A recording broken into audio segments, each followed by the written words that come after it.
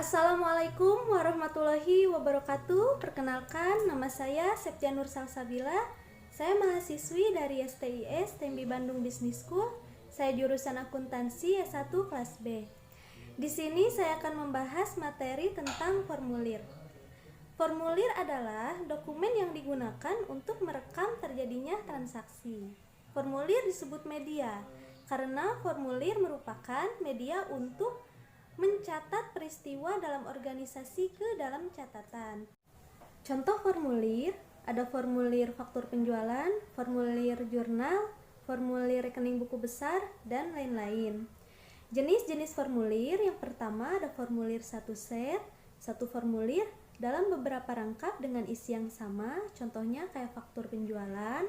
Lalu ada formulir continuous, berbentuk beberapa lembar, dibatasi perforasi, dapat disobek bila diperlukan, contohnya kayak printer komputer. Lalu ada formulir tanpa karbon, beberapa tembusan yang dapat diisi sekaligus tanpa kertas karbon, contohnya kayak tiket pesawat. Lalu ada formulir dengan tinta magnetis, dapat dibaca oleh alat input untuk langsung diproses oleh komputer. Lalu yang terakhir ada formulir optical character recognition, itu dalam bentuk angka dan huruf yang dapat dibaca alat input, otomatis langsung ditransfer ke komputer. Lalu ada manfaat dan kegunaan formulir.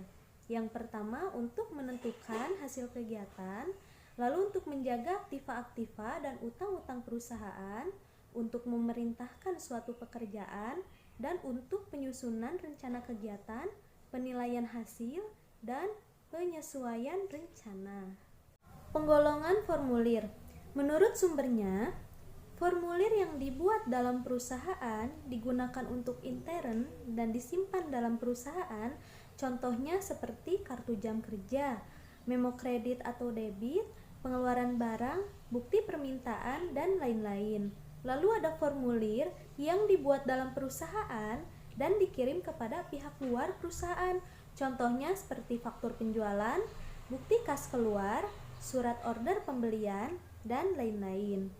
Lalu ada formulir yang diterima dari luar perusahaan, contohnya seperti faktur pembelian, surat order dari pembeli, rekening koran bank. Lalu ada formulir menurut tujuan penggunaannya. Formulir yang dibuat untuk meminta dilakukannya suatu tindakan oleh unit organisasi lain, contohnya seperti bukti permintaan dan pengeluaran barang dari gudang. Lalu ada formulir yang digunakan untuk mencatat tindakan yang telah dilaksanakan, contohnya seperti faktur pembelian, faktur penjualan, dan kartu jam kerja. Prinsip dasar dalam merancang formulir yang pertama yaitu pemanfaatan tembusan atau copy formulir, penghindaran duplikasi dalam pengumpulan data, rancangan formulir yang sederhana dan ringkas, unsur internal check dalam merancang formulir, nama dan alamat perusahaan pada formulir, nama formulir, nomor identifikasi pada setiap formulir, formulir besar, pencetakan garis pada formulir, pencantuman nomor urut cetak, rancangan formulir yang hanya memerlukan pengisian centang dan silang atau dengan menyantumkan jawaban ya atau tidak, formulir ganda, dan pembagian zona. Kapan formulir digunakan? Jika suatu kejadian harus dicatat, jika informasi tertentu harus dicatat berulang kali, jika berbagai informasi yang saling berhubungan perlu disatukan dalam tempat yang sama, jika dibutuhkan untuk menetapkan tanggung jawab terjadinya transaksi.